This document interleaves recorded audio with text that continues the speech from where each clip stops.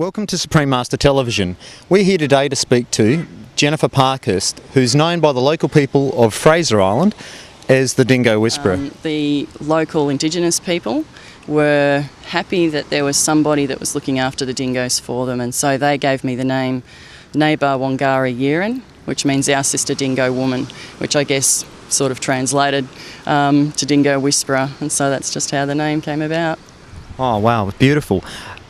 You've lived with them longer than anyone that I know in recent history. You've studied them for about 7 years. Can you tell us a little bit about their emotional lives, their friendship with you, and what makes them so special? I guess you've nailed it in one question, that the emotional life of dingoes is what makes them so special. They're a very family-oriented animal. They do show their emotions to each other, and just the way that they interact with each other, it's really clear that they do have emotions and that they do care about each other. It doesn't matter what the weather is, how hot it is or anything like that, they always snuggle up close together when they're having their daily naps, you know. They have a beautiful greeting ceremony. Every single time they greet each other, even if they've only been gone for sort of half an hour, they come up and they go through this awesome ceremony. So if it's a big family group and you know there's 6 or 8 members, the greeting ceremony can take a long time because every individual greets each other. Jennifer, you've spent a lot of time living with the dingoes. You've become virtually accepted as part of their pack. You've observed things that not everyone has got to see, and probably no one else. Can you tell us any special characteristics of the dingo that make them stand out? I'd say altruism is their main characteristic that I really admire them for. When they're raising pups, the entire pack gets involved, and the effort that they go to ensure the survival of those pups is just incredible to watch. It's something that I can hardly even describe, and kind of goes to show why sort of family is important, why the family has to remain intact. Last year's pups become alloparental helpers, and so they will become the sentries, say, that are on either hill watching over the den to make sure that the puppies are safe while mum and dad go hunt.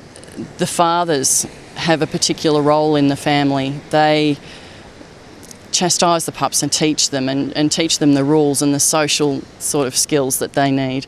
And look, the parents do self-sacrifice. I've watched mothers nursing for 3 months, which is way beyond what, you know, a canine would nurse a pup, and they're doing it at the detriment of their own welfare. So just to watch all of this kind of interaction going on with the pack, how important every single member is. And look, the other members of the pack also provision the mother while she's nursing. So you've got lots of adults that come in and actually feed the mother, so she's got enough strength in her body to provide the milk for the pups. Okay, so Jennifer, did you have a role in all this? They accepted you. What was your role as part of the dingo pack? Actually, they considered me to be an alloparental helper when they had pups, almost. If I was there, and I always maintained a distance, of course, but they knew I was there. You can't hide from a dingo. But if I was within the area and the parents wanted to go hunting, they left the pups with me and knew that the pups would be safe. So I then became sentry, or you know, whatever the thing was. Yeah. They are a wild animal, and yet they have freedom to choose to be our friends or not. Can you just elaborate on that a little? Yeah, well, that is awesome. And we admire canine dogs because they are so loyal, but to have a wild animal loyal to you is just incredible. They don't have to be, they owe us nothing. They just give it freely of their own choice. Another thing that the pack used to do was, if I was there during the greeting ceremony, they would try and engage me in the greeting ceremony. So if I got down on my hands and knees, they would actually rub my nose. Oh, amazing. That's just beautiful. Yeah, I guess every moment spent with the dingoes has taught me something and given me something. It's all been so precious. But it is that thing, I believe that that Kira would risk her life for me without thinking twice about it. And at one stage there was a man that was harassing me and he was stalking me through the bush, and I became fairly frightened. He raised his voice and so forth, and Kira just came tearing out of the bush and placed herself right between the pair of us and basically, you know, bristled and whatever and scared the daylights out of him. And she stayed with me until she knew that I was safe again. which was just extraordinary. Just to have dingoes just come tearing out of the bush towards you is extraordinary, really. And to know they're doing it with joy, that they're so excited to see you, that they just want to come bounding over to give you a big greeting, you know. It's just awesome. And look, special moments, just sitting quietly with the dingo sitting next to me because she wants to be there. Okay, Jennifer, you were talking about how they are a very friendly animal and they're not as dangerous as what they have been made out to be. Have you any examples of just how safe and friendly they are? Yes, certainly. Yeah, I was told, especially at puppy time, not to go anywhere near dingoes because they can be very aggressive and so forth. Anyway, I was observing pups at a safe distance one day, and I had not yet met the alpha male of the family group.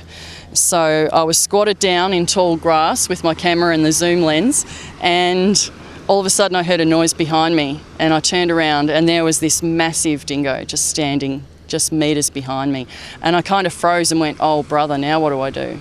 You know, is he going to attack me? What's he going to do? And he was bristling. He walked past, he came very close, he sniffed me, he went over to a tree, peed on a tree, and then kept walking around, went and checked his pups were okay, and then lay down. And I thought, oh okay, wow, this is aggressive dingo behaviour.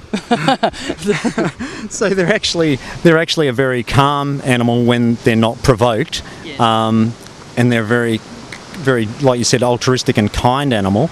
Yes. How do they react when we don't treat them the way they expect? Yeah, well, that's a really sad part of the story. They are a companion animal and they do like people, but they know when we've abused their kind.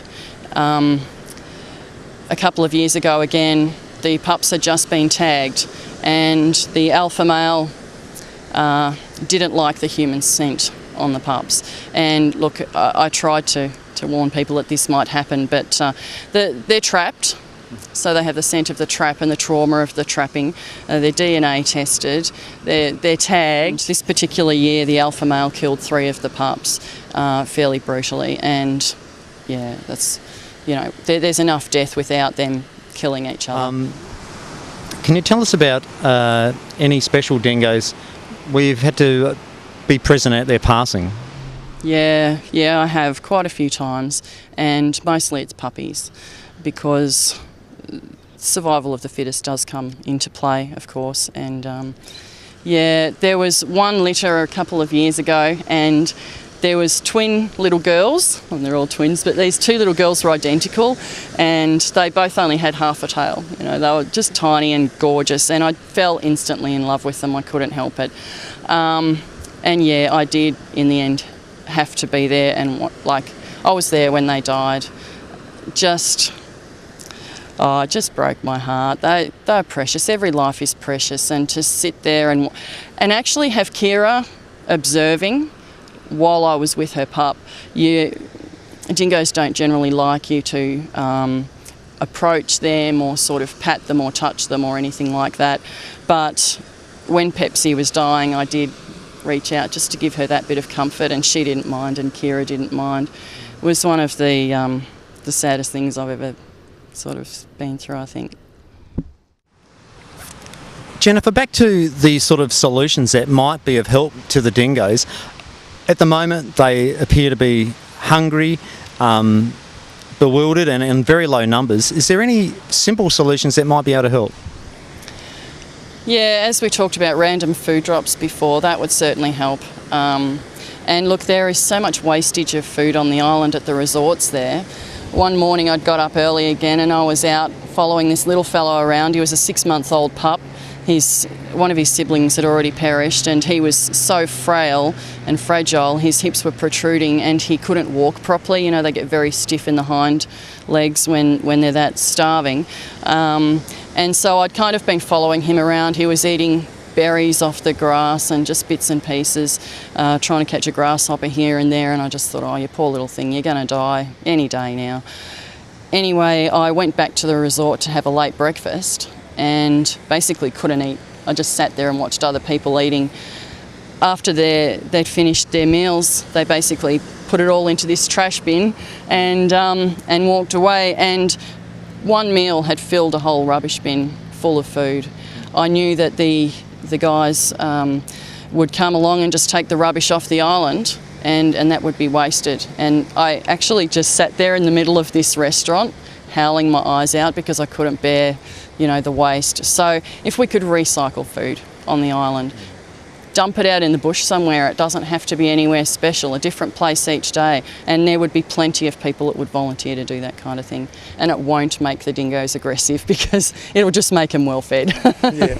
And it'll also it won't cost any money to do. Exactly, it won't cost any money, yeah.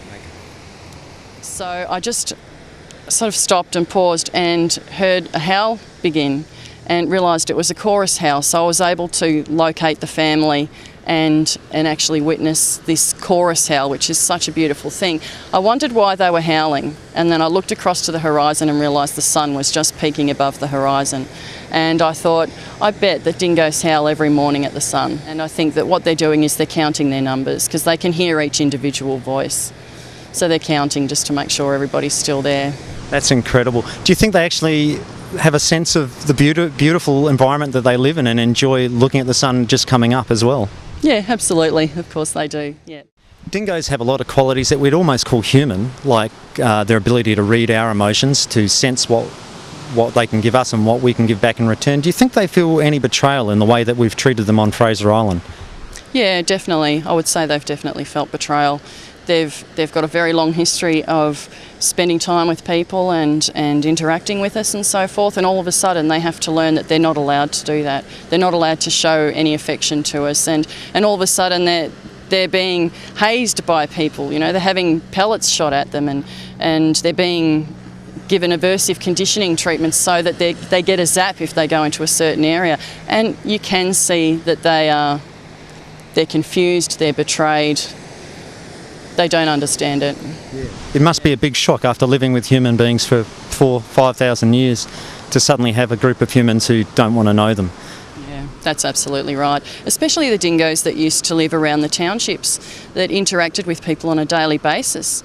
They lived in their houses, some of them, and slept on their verandas and all of that kind of thing. And the trauma to the individuals and the dingoes as a family group and a pack unit was tangible. You could see that some of them actually fretted to death. Okay, so in a sense, they need our respect and love. Yeah, I'd say so, yeah. And they give us their respect and love too. Yeah. Fantastic. Jennifer, thank you very much for telling us a little bit more about your life with the dingoes, and best wishes for the future. Thanks very much, Nigel. My pleasure.